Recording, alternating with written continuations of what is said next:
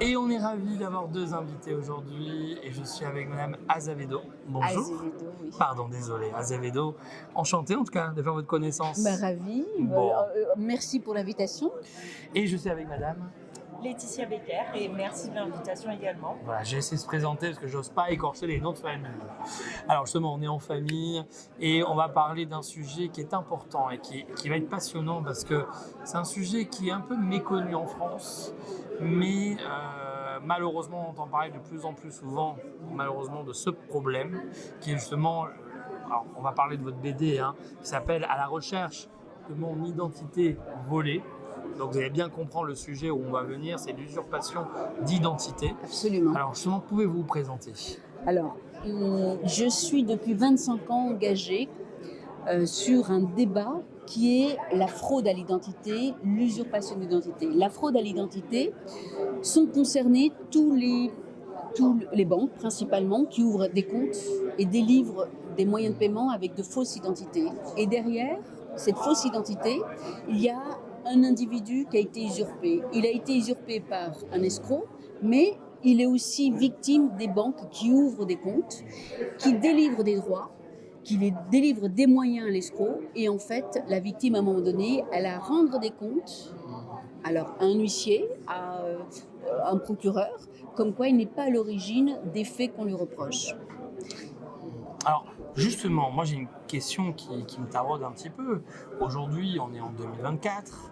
Enfin, on a quand même des mesures de sécurité qui sont juste incroyables, je pense. Bon, je ne suis pas dans le domaine, donc je ne connais pas bien, mais en tout cas, on parle de beaucoup de sécurisation. Comment on peut encore aujourd'hui usurper l'identité de quelqu'un? Alors, beaucoup de sécurisation par rapport à une identité. L'identité, elle vient d'une déclaration de bonne foi par rapport à une naissance. Il y a un registre d'état civil qui va déclarer une naissance. Ce registre d'état civil, à aucun moment, il n'intègre l'ADN d'un nouveau-né. C'est une déclaration de bonne foi. Et à un moment donné, dans le parcours de votre vie, vous avez à demander un extrait de votre état civil. Et de cet extrait, c'est une demande, une fois de plus, qui peut provenir par le titulaire ou peut provenir par un avocat ou une organisation, une administration. Mais ça reste encore une démarche de bonne foi. Ça fait peur ce que vous me dites là. Ben, c'est une réalité. Ça veut dire quoi? Ça veut dire... Exactement. Ça veut dire en quoi? Ça veut dire que si j'ai un minimum d'informations par rapport aux origines de Laetitia, je peux demander en son nom un extrait d'état civil et obtenir de vrais documents d'identité avec ma photo et mon ADN. Et ma biométrie du moins.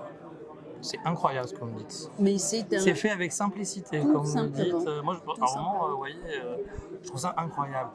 Selon vous, aujourd'hui, combien d'usurpations d'identité on a aujourd'hui en France déjà?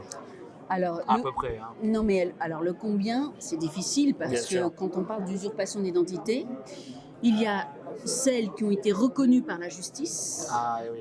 Et donc c'est un long combat parce qu'aujourd'hui j'apporte la preuve que la justice ne sait pas qualifier tous les sujets d'usurpation d'identité. On sait qualifier une escroquerie, mais pas l'usurpation d'identité. Ce qui veut dire que dans cet ouvrage, qui est un ouvrage qui recueille un certain nombre de victimes d'usurpation d'identité, dans cet ouvrage, vous allez avoir le parcours des victimes qui, durant 9 ans, 14 ans, ont encore à justifier qu'ils ne sont pas à l'origine des faits, des délits qui leur sont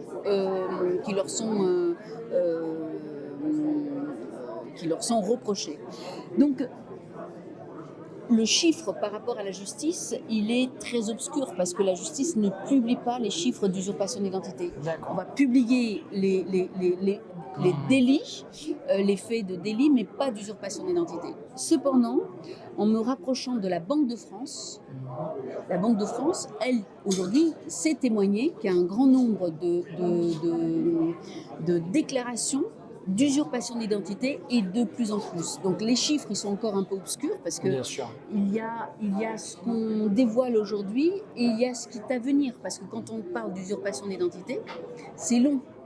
L'escroc, il ouvre des comptes aujourd'hui, mais la victime n'est condamnée que lorsque les banques ont instruit une instruction et qui sont condamnés. Alors évidemment, mon engagement depuis 25 ans, j'ai été précurseur pour mettre en place les moyens au sein des banques pour vérifier l'authenticité des documents d'identité. Alors l'authenticité, ça passe par est-ce que c'est un vrai document d'identité délivré par une administration européenne, d'une part, et secondo, est-ce que ce support d'identité n'a pas été falsifié ou contrefait? Et là, je suis très fière parce que j'ai des contrats, c'est ce que je racontais tout à l'heure, j'ai des contrats avec des clients depuis plus de 25 ans, depuis plus de 23 ans, et ils sont fidèles. Qui vous font confiance. Et ils nous font confiance. Non seulement ils sont fidèles, et ils savent pourquoi. Ce service apporte une vraie plus-value dans cette démarche d'engagement et de responsabilité sociétale, puisque aujourd'hui, on sait dire ce document il comporte une anomalie, donc je n'ouvre pas le compte, je ne délivre pas un crédit et je vais protéger un citoyen. Et dans le cadre d'une association que j'ai aussi créée, j'apporte de l'aide aux victimes d'usurpation d'identité. Donc quand je vous disais que je suis engagée, que j'ai une entreprise qui s'appelle Réseaucom, qui est une entreprise à mission, je porte également une association loi 1901. Et justement, on va faire la transition. Et on va faire la transition. Et je suis aussi le porte-parole de Business Initiative à Paris. Et donc, ma présence aujourd'hui, c'est pour représenter Business Initiative dans son ensemble, mais également cet engagement sur le public parisien. Alors justement, on est avec Laetitia. Bonjour Laetitia. Alors justement, quel est le lien? Tous les deux, dites-moi comment votre rencontre s'est établie. Alors, tout simplement, étant engagée, il y a une cause qui me tient à cœur, c'est la cause des enfants cancéreux. C'est des petits guerriers qui se battent tous les jours pour survivre à une maladie qui est une maladie irrémédiable dans certains cas. Et ma rencontre avec Laetitia, ça a été une invitation à la course des flammes, de façon à pouvoir participer, alors au-delà de la cagnotte, parce que pour le coup c'est vrai qu'ils ont besoin aussi de moyens, mais aussi donner un peu de soi. Et donc je descends toutes mes équipes parisiennes pour venir marcher et courir au mois de juin, le prochain c'est le 1er juin, pour qu'on puisse, nous qui sommes bien tous en bonne santé, nous puissions donner un peu de soi en faveur de ces enfants qui ont besoin de nos sourires, de notre énergie et de nos dons aussi. Et donc ici, Laetitia, elle a un engagement que de faire, de communiquer sur les actions de cette association et d'aller chercher des fonds pour pouvoir apporter toujours plus alors au-delà du confort pour ces enfants, ces petits guerriers, mais aussi des projets. Donc financer les projets, c'est très important pour les enfants. Donc je laisse la parole à Laetitia. Elle vous présente bien. Et je la remercie infiniment. Voilà, je travaille pour l'association Sourire à la vie, qui est une association qui a 18 ans là, depuis un mois. C'est une association qui a été créée pour accompagner les enfants et les adolescents malades de cancer dès l'annonce du diagnostic. Donc on intervient dans les services intra-hospitaliers dans différentes villes de France, et essentiellement à Marseille, mais on les accueille aussi dans une structure médicalisée qui est unique en France, qui s'appelle le Phare des Sourires, qui se trouve à l'Estac à Marseille. Et puis nous avons eu le grand bonheur d'acquérir un nouveau lieu d'accueil plus grand pour accueillir toujours plus d'enfants, qui est le Château Sainte-Marthe, qui a été offert par la famille Ricard, qui est un soutien de l'association depuis de nombreuses années.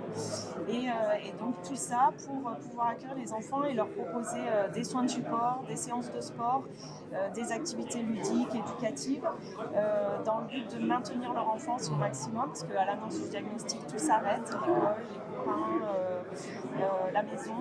Et donc voilà, l'objectif c'est vraiment de préserver cette enfance et leurs rêves, et aussi de les aider à traverser au mieux la maladie et les effets secondaires des traitements. Et donc pour lever des fonds pour poursuivre nos actions auprès de ces petits guerriers, on organise la course des flammes le samedi 1er juin. Donc c'est un événement solidaire et sportif qui rassemble les particuliers, les sportifs et les entreprises, et qui viennent apporter leurs flammes symboliques aux enfants de notre association. Donc on espère que ça sera encore une belle édition, c'est notre 6e édition. Et le village d'arrivée se fait notamment au château Sainte-Marthe à Marseille. Écoutez, merci beaucoup. Vraiment, merci beaucoup. Toutes les informations se trouvent sur le site. Voilà. de la course des flammes ou bien le site de Sourire à la vie. Merci beaucoup. Merci à vous. Et félicitations. Merci beaucoup. Merci à vous deux. Merci à vous. À très bientôt. À très vite.